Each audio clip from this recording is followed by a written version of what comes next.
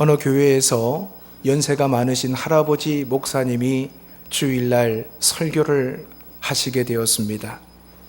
이 목사님이 열심을 다해서 설교를 합니다. 그런데 성도님들의 반응이 신통치가 않습니다. 어떤 성도님은 목사님이 설교하시는 중에 꾸벅꾸벅 조는 분이 있습니다. 어떤 분은 계속해서 시계를 들여다보시는 분들도 있습니다. 어떤 분은 성경책을 엎치락 뒤치락 하면서 언제 저 설교가 끝나나 그렇게 행동하는 분도 있었습니다. 이렇게 설교를 하고 있는데 성도님들이 딴청을 피우니까 목사님께서 어떻게 해야 되나 점점 힘이 빠졌습니다. 그런데 문득 이 앞좌석에서 어떤 할머니 성도님이 눈물을 흘리면서 말씀을 들을 때 눈물을 닦고 있는 거예요. 그 모습을 보고 목사님이 용기를 얻었습니다. 그리고 열심히 설교를 하셨습니다. 예배를 마친 후에 이 목사님이 이 할머니 성도님이 나가실 때 그 손을 붙잡고 악수를 하면서 묻습니다.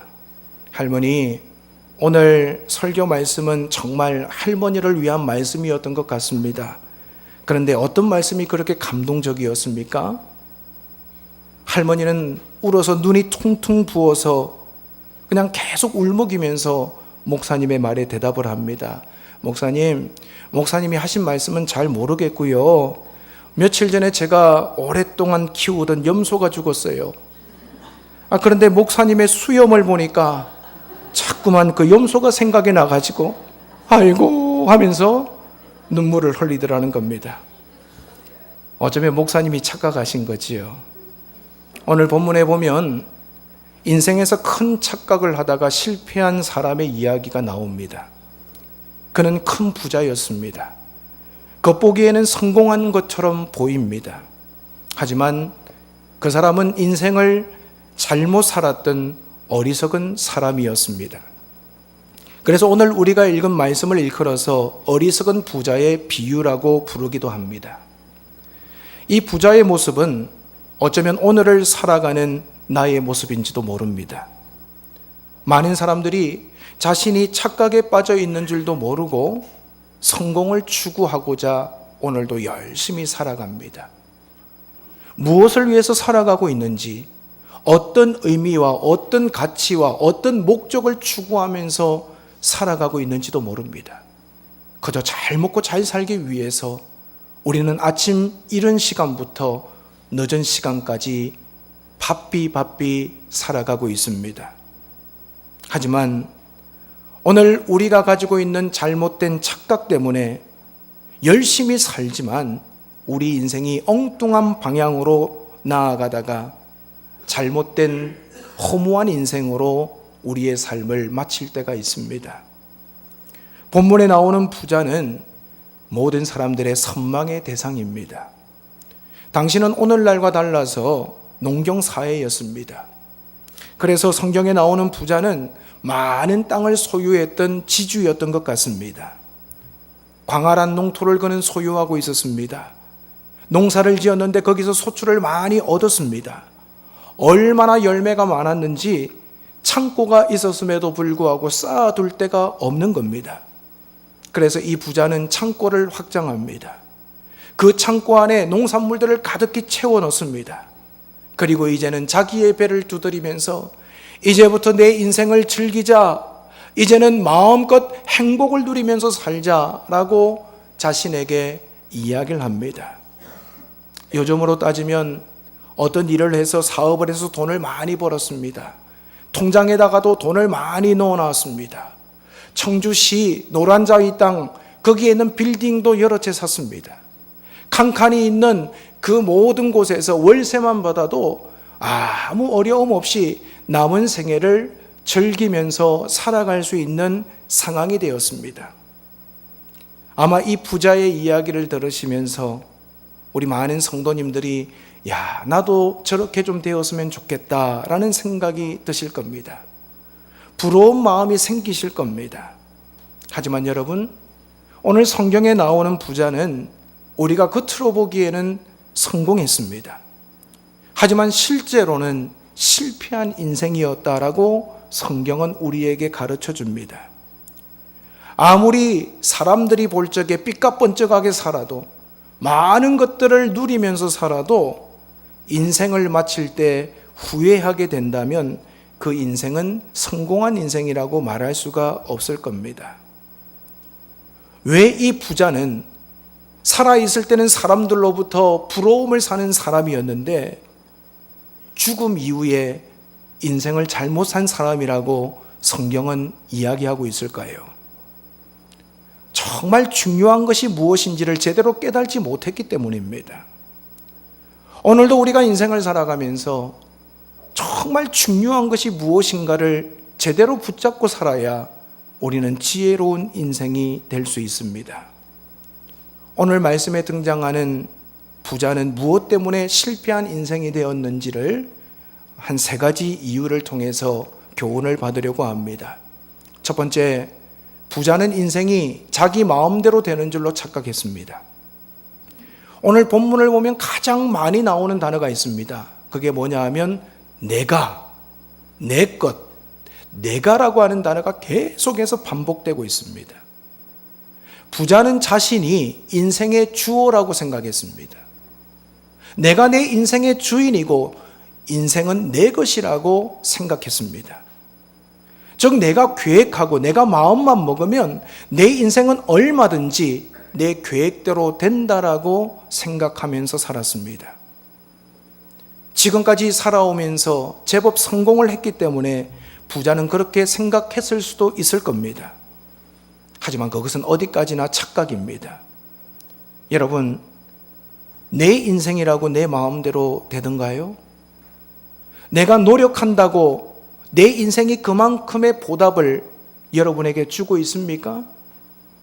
그렇다면 세상에 실패할 사람은 아무도 없을 것입니다. 내 인생이지만 내 마음대로 되지 않아서 오늘 많은 사람들이 가슴을 치고 있습니다. 열심히 살아보려고, 성공하려고 노력하고 애를 써도 실패하는 사람들을 우리는 주변에서 너무나도 쉽게 찾아볼 수가 있습니다. 땀 흘린다고, 수고한다고 세상은 우리에게 그만큼의 열매를 주질 않습니다. 아무리 애써도 실패하는 인생이 있는가 하면 별 애쓰지도 않는 것 같은데 잘 되는 인생이 있다라는 것입니다. 이런 모습을 보면서 우리가 깨달아야 할 진리가 있는데 그것은 내 인생이지만 인생은 내 마음대로 되질 않는다는 것입니다. 보이지 않는 하나님께서 우리의 인생을 이끌어가고 계시다라는 것을 우리는 깨달아야 합니다. 오늘 내가 살아가는 삶일 것 같지만 우리의 주인 되신 하나님께서 저와 여러분의 삶을 선한 것으로 이끌어가고 계심을 깨달을 때 저와 여러분은 지혜로운 인생을 살아갈 수가 있습니다. 여러분, 사람들은 내 인생이라고 이야기합니다. 그런데 내 인생이라고 하면서 내 몸속도 잘 모를 경우가 많습니다. 종종 살다 보면 생각지도 않게 속에서 암이 발병할 때가 있습니다. 어떤 분은 건강진단 검진을 6개월마다 했는데 그 사이에 중병에 걸리는 분들도 있습니다. 내 인생이 앞으로 1년 후에 어떻게 될지 모릅니다. 10년 후에 어떻게 될지도 모릅니다. 심지어 내일 일도 모르는 것이 우리 인생입니다.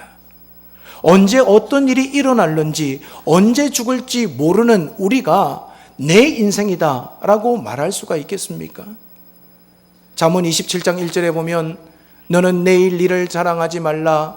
하루 동안에 무슨 일이 일어날는지 내가 알 수 없음이니라 말합니다. 너는 내일 일을 자랑하지 말아라. 지금 많이 가졌다고, 지금 잘 나간다고 아무리 자랑해도 너의 인생은 네 것이 아니다라고 성경은 우리에게 가르쳐 주는 겁니다. 우리의 인생은 내 뜻대로, 내 마음대로 움직여지질 않습니다. 하나님의 뜻대로, 하나님의 계획대로 이끌어져 가는 것을 우리는 깨달아야 합니다. 그래서 성경에 보면 시편 127편 1절 2절에 여호와께서 집을 세우지 아니하시면 세우는 자의 수고가 헛되며 여호와께서 성을 지키지 아니하시면 파수꾼의 깨어 있음이 헛되도다.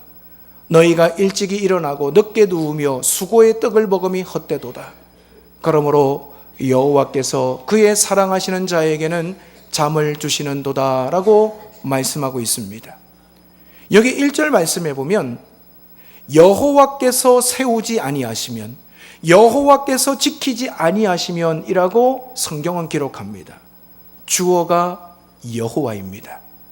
내가 아니라 여호와께서 세워주셔야 세워진다라는 거예요. 여호와께서 지켜주셔야 우리는 제대로 된 보호를 받을 수가 있다고 성경은 말씀합니다. 여러분, 그렇다면 어떤 사람이 지혜로운 인생을 살아갈까요? 내가 세우고 내가 지키고자 하는 인생이 지혜로운 인생일까요? 아니면 여호와께서 내 인생의 주인임을 인정하고 여호와께서 세워주시도록, 여호와께서 지켜주시도록 하는 것이 지혜로운 인생이겠습니까? 우리는 내 인생이 내 마음대로 되지 않는다는 것을 인정해야 합니다. 그리고 우리 인생의 주인 되신 하나님 앞에 우리의 인생의 문제를 맡겨야만 합니다. 이것이 믿음이고 이것이 바로 신앙입니다. 잠언 3장 5절에서 7절에 보시면 너는 마음을 다하여 여호와를 신뢰하고 내 명철을 의지하지 말라. 너는 범사에 그를 인정하라. 그리하면 내 길을 지도하시리라. 스스로 지혜롭게 여기지 말지어다. 여호와를 경외하며 악을 떠날지어다 라고 말씀합니다. 오늘 여호와를 신뢰하라고 말씀합니다. 범사에 여호와가 내 인생의 주인 되심을 인정하라고 말씀합니다. 그러면 나의 길을 지도하시는 하나님의 은혜를 누릴 수 있습니다. 뿐만 아니라 여호와를 경외하라고 성경은 우리에게 가르쳐 줍니다. 믿음으로 살아가면 하나님을 의지하게 됩니다. 하나님을 의지하면 하나님께서 우리를 좋은 길, 선한 길로 이끌어 주십니다. 그 하나님은 우리의 아버지이십니다.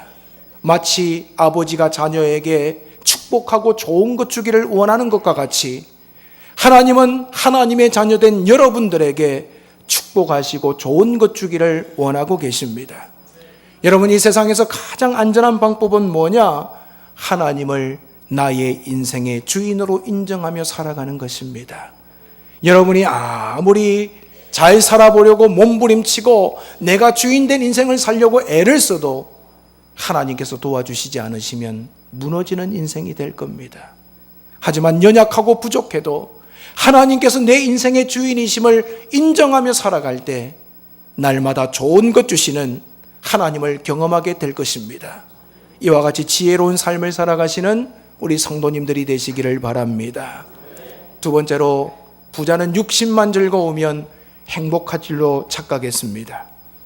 지금 그는 돈을 많이 벌었습니다. 그리고 어떻게 하면 남은 인생을 즐길까 생각하기 시작합니다.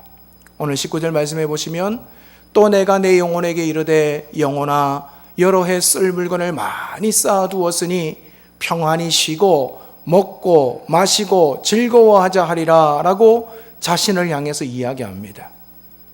이 부자는요, 자기가 원하는 대로 물질만 많아지면 행복이 찾아오는 줄 알았습니다. 하지만 이것이 착각이라는 거예요. 여러분, 소유가 많다고 행복한 것이 아닙니다. 육체의 만족은 일시적인 것입니다. 잠시 좋다가 많은 경우가 참 많습니다. 가끔씩 아이에게 장난감을 사달라는 요구를 들을 때가 있습니다. 그냥 눈만 뜨면 아빠 엄마가 보일 때마다 아빠 이 장난감 사주세요. 나 저 장난감만 사주면 너무너무 행복할 것 같아. 아유, 조금 이따 사줄게. 아니야, 아빠 이거 꼭 좀 사주세요. 하도 귀찮게 하니까 그 아이가 원하는 장난감을 마트에 가서 사줍니다. 그러면 집에 와가지고요, 얼마나 좋아하는지 몰라요. 밤에 잠을 잘 때도 아빠 엄마는 필요 없어요. 그 장난감 껴안고 자면 웃으면서 행복에 젖어서 삽니다. 그런데 며칠만 지나고 나면요, 그것이 시들해지더라고요. 장난감이 아무데나 떼굴떼굴 굴러다닙니다. 그 모습을 보면서 괜시리 화가 납니다. 아니, 한두 푼 하는 것도 아닌데 이 장난감 가지고 좀 오래 놀 줄 알았더니 며칠 만져보다가 저 멀리 던져버리는 그 아이가 야속할 때가 있습니다. 그런데 깊이 생각해 보면 아이뿐만 아니라 우리 모두도 다 마찬가지예요. 실제로 우리가 경험하지 않습니까? 아이고, 나도 내 집 좀 있었으면 좋겠다 해서 내 집을 장만해서 들어가면 날아갈 것 같습니다. 그런데 여러분, 그 감격이 지금까지도 유지되고 있습니까? 새 옷을 입으면 기분이 좋습니다. 그런데 그 기분이 언제까지 유지가 됩니까? 새 차를 샀습니다. 그 차를 볼 때마다 야, 이거 내 차지 참 좋아 라고 생각합니다. 하지만 그 좋은 기분이 여러분 얼마나 지속이 되느냐는 겁니다. 지위도 마찬가지고 건세도 마찬가지입니다. 직장에서 승진하면 좋지요. 하지만 그 좋은 기분이 얼마나 오랫동안 갑니까? 세상 재미라는 것이 다 똑같습니다. 이 세상에는 진정한 기쁨이 없습니다. 진정한 행복이 없습니다. 지속적으로 우리의 마음을 즐겁게 만들고 행복하게 만드는 것은 세상에 그 어떤 것도 없습니다. 요한복음 4장 13절 14절에 보면 예수께서 대답하여 이르시되 이 물을 마시는 자마다 다시 목마르려니와 내가 주는 물은 그 속에서 영생하도록 솟아나는 샘물이 되리라 라고 말씀합니다. 세상에서 우리가 추구하는 세상적인 것들은 금방 또다시 목마르다라는 거예요. 하지만 예수님, 그 예수님께서 주시는 물을 마시는 자는, 예수님이 주시는 행복을 누리는 자는 영원히 목마르지 아니하는 놀라운 은혜의 삶을 누릴 수가 있습니다. 이 자리에 계신 많은 분들이 어려운 시대를 살아오신 분들입니다. 여러분, 30년 전에 비하면 우리는 모두가 부자가 되었습니다. 이렇게 좋은 삶의 환경이 되었음에도 불구하고 30년 전에 비해서 자살률이 높아지는 이유가 무엇입니까? 잘 먹고 잘 살면 더 행복해져야 되는 것 아닙니까? 더 잘 살아야 되는 것 아닙니까? 그럼에도 불구하고 물질이라고 하는 것은 우리에게 안전을 보장하지 못하는 것임을 우리는 오늘 말씀을 통해서 깨달을 수 있습니다. 마지막으로 부자는 죽음 이후 천국과 지옥이 없는 줄로 착각했습니다. 그는 세상이 하도 좋으니까 죽기가 싫었을 것입니다. 하지만 생각지도 않은 때에 죽음이 그에게 찾아왔습니다.